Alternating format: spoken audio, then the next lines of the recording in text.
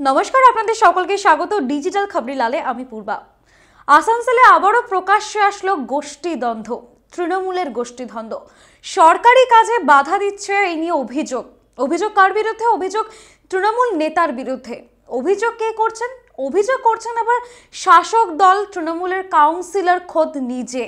মানে ভাবুন, সরকারি কাজে বাধা দিচ্ছে সেই নিয়ে অভিযোগ আসছে। আবার অভিযোগ আসছে কারা? দুই তরফে কিন্তু শাসক দলের নেতা এবং কাউন্সিলর। এ বিষয়ে কি জানা যাচ্ছে কথা বলে নেব আমাদের প্রতিনিধি মোহানের সঙ্গে।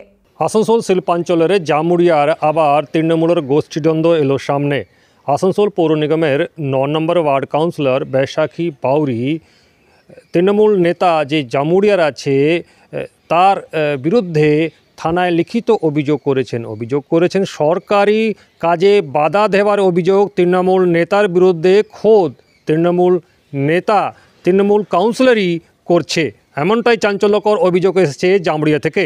তিনি আমাদের ভাইপো বউয়ের শ্রাদ্ধ ছিল, তো আমাদের সব পরিবার সবাই মিলে গিয়েছিলাম, আমাদের মানে ধসলে গিয়েছিলাম।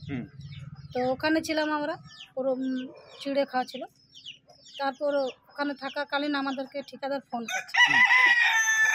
ফোন করছে যে আপনারা কোথায় আছেন, আসুন। আমাদেরকে গালাগালি করছে। তো আমরা বললাম আমরা তো এখন বাইরে আছি।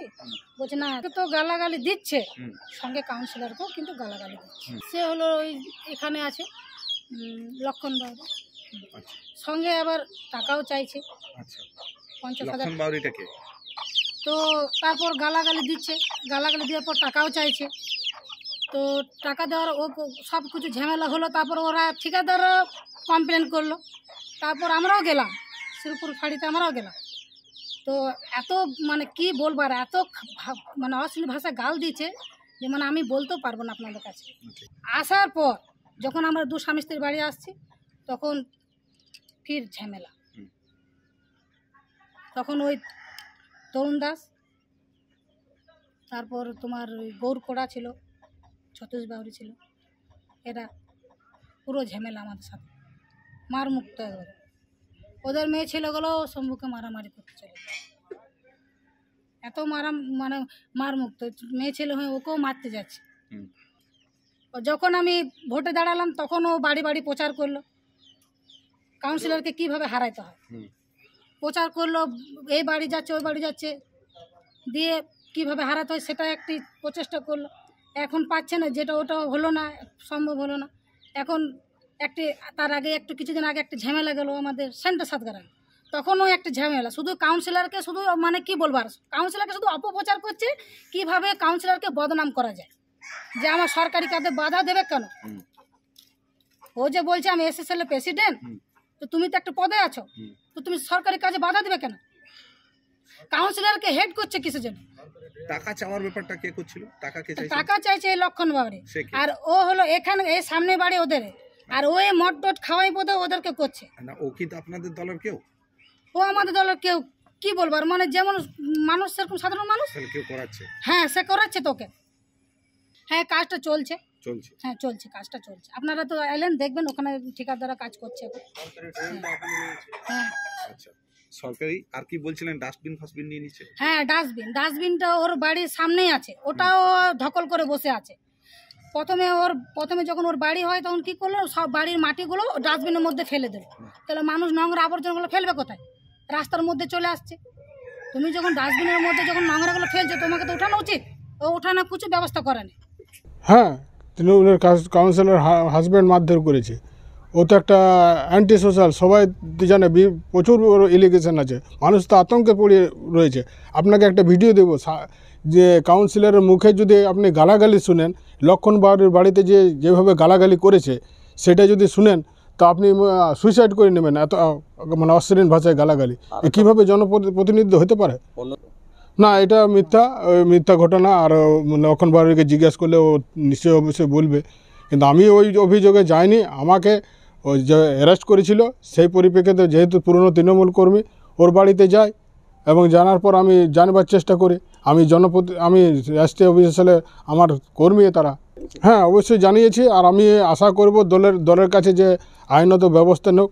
আর আমি দীর্ঘদিনের কর্মী, যদি এই মানে প্রতিকার না পাই আর ন্যায্য ন্যায় যদি না হয়, তা আমার এই ভাববার আছে যে এতদিন ধরে পার্টি আমি একনিষ্ঠভাবে আমি জীবনে সাধনা করে এক টাকা এলিগেশন নাই, সততার সঙ্গে এতদিন দল করেছি, দল আমাকে কি দিচ্ছে, আমি দলের উচ্চ নেতৃত্বের কাছে আমি আশা চাইব। আমি সঙ্গে সঙ্গে বেনালি থেকে ঘুরে আসলাম, তারপরে আমাকেও গাল দিচ্ছে, ঠিক আছে, আর টাকার ডিমান্ড করলো। আমি বললাম দেখুন সরকারি কাজ আছে, ইয়াতে আমরা কাউকে দিই নাই, কাউন্সিলর পর্যন্ত কাউকে কেউ এক পয়সা দিব না, কাজ যেরকম লিবার আছে সেরকম লেন, আপনি পয়সা দিব না। তো কাউন্সিলরকে উল্টা সিধা আমার নিয়ে গাল দিলে, তখন আমার অল্প মাথা গরম হইল, ঠিক আছে। তাও আমি কিছু বলিনি, আমি কাউন্সিলরকে ফোন করলাম যে দাদা আপনি কোথায় আছেন, তাড়াতাড়ি আসুন, একটা লোক আমাকে খুব তং করছে আর গালাগালি করছে। এবারে কাউন্সিলরকে ফোন করলাম, কাউন্সিলর এসে আর এবারে যা করার ছিল থানা গিয়েছিলাম। সেটা কে? সেটা লক্ষণ বাউরি।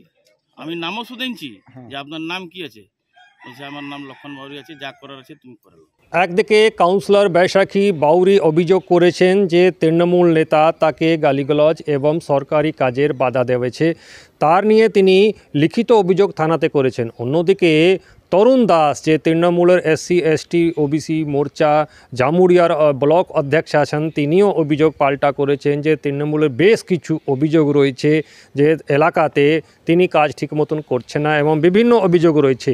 কিন্তু দেখা যাচ্ছে এই অভিযোগের মধ্যে, পাল্টা অভিযোগের মধ্যে তৃণমূলের যে গোষ্ঠীদ্বন্দ্ব, আগে জামুরিয়াতে বিধায়ক হরারাম সিং একবার নিজেই এই গোষ্ঠীদ্বন্দ্ব নিয়ে মুখ খুলেছিলেন এবং তারপরে আবার এই তৃণমূলের মধ্যে, নেতাদের মধ্যে এইভাবে যে গোষ্ঠীদ্বন্দ্ব একটা চরমে সামনে এসছে, সেটা নিয়েও তৃণমূল উচ্চ নেতৃত্ব ভাবনা চিন্তা করছেন। কি 2024 ইলেকশনের মধ্যে কি এর প্রভাব পড়বে, এটাই এখন রয়ে যাচ্ছে প্রশ্ন। জামুরিয়া থেকে খবরিলালের জন্য মোহন সিং। ধন্যবাদ মোহন। আপনারা দেখতেই পারলেন যে সামনে লোকসভা নির্বাচন, তারই আগে বারংবার প্রকাশ্যে কিন্তু এরকম গোষ্ঠী কোন্দল দেখা যাচ্ছে শাসক দলে, তাতে তো নিশ্চয়ই একটু অস্বস্তিতে পড়বেই। সেই নিয়ে কিন্তু রাজনৈতিক মহলেও কিন্তু একেবারে মন্তব্য করতে ছাড়েন না বিরোধী দলনেতারা। তবে এবারে কিন্তু দেখা গেল আসানসোলের জামুরিয়াতে কাউন্সিলর বৈশাখী বাউরি তিনি কিন্তু অভিযোগ করছেন ST SC ব্লকের তৃণমূল নেতা তরুণ দাসের বিরুদ্ধে সরকারি কাজে বাধা দিচ্ছে। সেই নিয়ে কিন্তু আপনাদেরকে দেখালাম যে আসানসোলের কি অবস্থা, গোষ্ঠী কন্দন কিন্তু বারংবার প্রকাশ্যে আসছে, সেই দৃশ্যই আপনাদেরকে দেখালাম। সমস্ত আপডেটের জন্য দেখতে থাকুন ডিজিটাল খবরিলাল, কারণ খবর আপনাদের, নজর আমাদের। ডিজিটাল খবরিলাল, খবর আপনাদের, নজর আমাদের।